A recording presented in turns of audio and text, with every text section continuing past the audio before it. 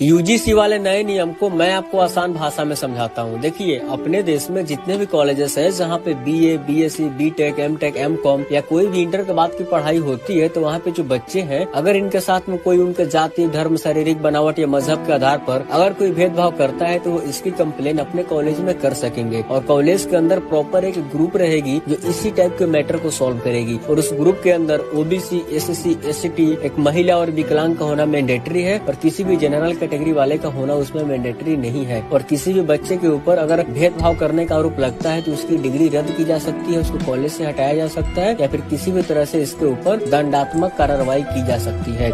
और अगर कोई बच्चा किसी बच्चे के ऊपर फेक आरोप भी लगाता है तो फेक आरोप लगाने वाले के ऊपर कोई कार्रवाई नहीं की जाएगी। और इस नए नियम को इंडिया के हर एक यूनिवर्सिटी और कॉलेज को मानना पड़ेगा, नहीं तो इनकी भी लाइसेंस रद्द हो सकती है या फिर इनके भी ऊपर कार्रवाई की जा सकती है। तो इससे जनरल कैटेगरी वालों को दिक्कत ये है कि इस ग्रुप के अंदर किसी भी जनरल कैटेगरी के मेंबर को रखना मैंडेटरी नहीं माना गया है। तो किसी भी जनरल कैटेगरी के बच्चे के साथ में कुछ इस टाइप का इंसिडेंट होता है तो वो अपनी कंप्लेन वो एंटी रैंकिंग काउंसिल या फिर कोर्ट वगैरह में करेगा, इस कमेटी के अंदर वो नहीं कर सकेगा। लेकिन इसमें दिक्कत ये है कि कोई भी बच्चा अपने व्यक्तिगत इच्छाओं की पूर्ति के लिए अपनी रंजिश के चलते भी वो सामने वाले को इस टाइप के केसेस में फंसा सकता है, जिससे उसकी तो करियर खराब हो जाएगी। लेकिन इस बच्चे के ऊपर फेक आरोप लगाने का भी कोई इसको सजा नहीं मिलेगा। अगले वीडियो के लिए फॉलो करें।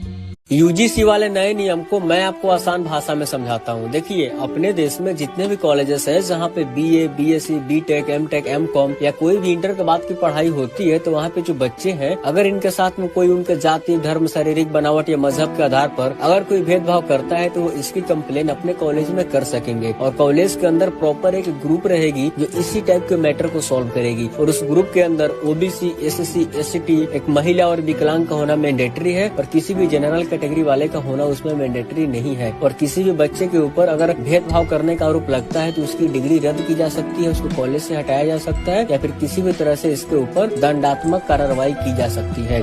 और अगर कोई बच्चा किसी बच्चे के ऊपर फेक आरोप भी लगाता है तो फेक आरोप लगाने वाले के ऊपर कोई कार्रवाई नहीं की जाएगी। और इस नए नियम को इंडिया के हर एक यूनिवर्सिटी और कॉलेज को मानना पड़ेगा, नहीं तो इनकी भी लाइसेंस रद्द हो सकती है या फिर इनके भी ऊपर कार्रवाई की जा सकती है। तो इससे जनरल कैटेगरी वालों को दिक्कत ये है कि इस ग्रुप के अंदर किसी भी जनरल कैटेगरी के मेंबर को रखना मैंडेटरी नहीं माना गया है। तो किसी भी जनरल कैटेगरी के बच्चे के साथ में कुछ इस टाइप का इंसिडेंट होता है तो वो अपनी कंप्लेन वो एंटी रैंकिंग काउंसिल या फिर कोर्ट वगैरह में करेगा, इस कमेटी के अंदर वो नहीं कर सकेगा। लेकिन इसमें दिक्कत ये है कि कोई भी बच्चा अपने व्यक्तिगत इच्छाओं की पूर्ति के लिए अपनी रंजिश के चलते भी वो सामने वाले को इस टाइप के केसेस में फंसा सकता है, जिससे उसकी तो करियर खराब हो जाएगी। लेकिन इस बच्चे के ऊपर फेक आरोप लगाने का भी कोई इसको सजा नहीं मिलेगा। अगले वीडियो के लिए फॉलो करें।